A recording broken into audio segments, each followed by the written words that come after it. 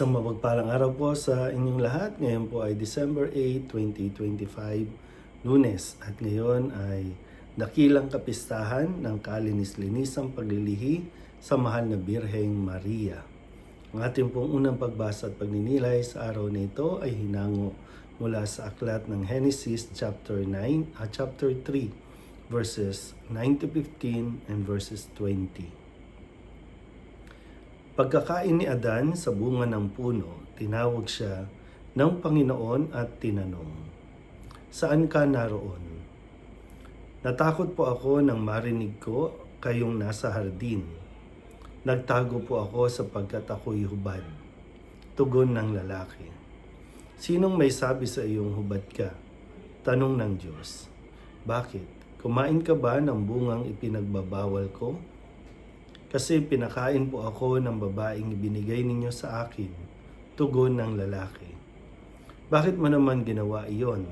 Tanong ng Diyos sa babae, "Mangyari po'y nilinlang ako ng ahas, kaya ako natuksong kumain." Tugon naman niya.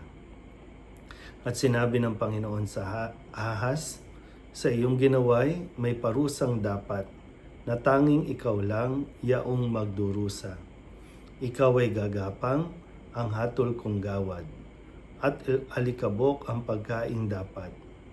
Kayo ng babae laging mag-aaway, binhimo't binhi niya'y laging maglalaban. Ito ang dudurog ng ulo mong iyan, at ang sakong niya'y ikaw ang tutuklaw." Eva ang itinawag ni Adan sa kanyang asawa, sapagkat ito ang ina ng sangkatauhan. Ang salita ng Diyos.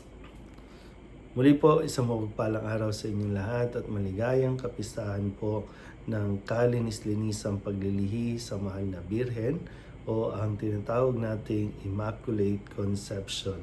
Ito po ay ipinaliwanag ng dating Santo Papa na ngayon ay Blessed o Beato Papa Pio Ikasyam, at sa kanya pong sulat na Ineffabilis Deus, na naniniwala ang simbahan na ang mahal na Birhen ay ipinaglihing walang bahid kasalanan dahil nga sa plano ng Diyos ng kaligtasan para sa sangkatauhan. Ang kanyang anak ay mabuhay sa sinapupunan ng mahal na Birhen, kaya sa sinapupunan pa lang din siya ng kanyang ina, siya po ay pinagkalooban na ng biyaya o grasya na hindi mabahiran ng kasalanang mana na ating pong narinig sa ating unang pagbasa ngayon. Ang pagkakasala ng tao na sinuway ni Adan at Eva ang utos ng Diyos na huwag kakainin ang bunga ng isang puno o ng puno ng kaalaman. Pero dahil nga po sila ay tinukso ng ahas, pinaniwala sila, kung kaya kinain nila at sinuway nila ang utos ng Diyos, at doon pumasok ang kasalanan. Pero maganda po, no, na mapagnilayan natin dahil meron tayong kalayaan, yung freedom natin na magdesisyon kung tayo ba ay tatanggi o tayo ay papasakop.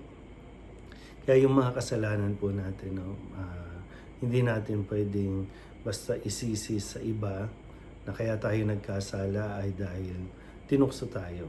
So, malaking bahagi yon, pero ang kailangan din natin mapagnilayan ay dahil naging mahina tayo, kaya natukso din tayo. Pero desisyon din natin yun. Hindi lang ito basta dahil pinilit ka, kundi desisyon din natin na magpatukso. Kaya nga sa halimbawa din na pinakita si Maria, nagdesisyon si Maria na sumunod sa kagustuhan ng Diyos kahit na may mga pagkakataon na talagang mahirap para sa kanya na gawin kung ano ang plano ng Diyos. Pero yung desisyon niya na maging kabahagi ng kaligtasan na plano ng Diyos. Kaya nawa, sa tulong ng ating mahal na Birhen, magkaroon din nawa tayo ng lakas na makatanggi sa anumang panunukso na siyang ah, magiging dahilan ng ating pong pagkakasala at pagsuway sa utos ng Diyos. Muli po, isang maligayang kapistahan po sa ating lahat.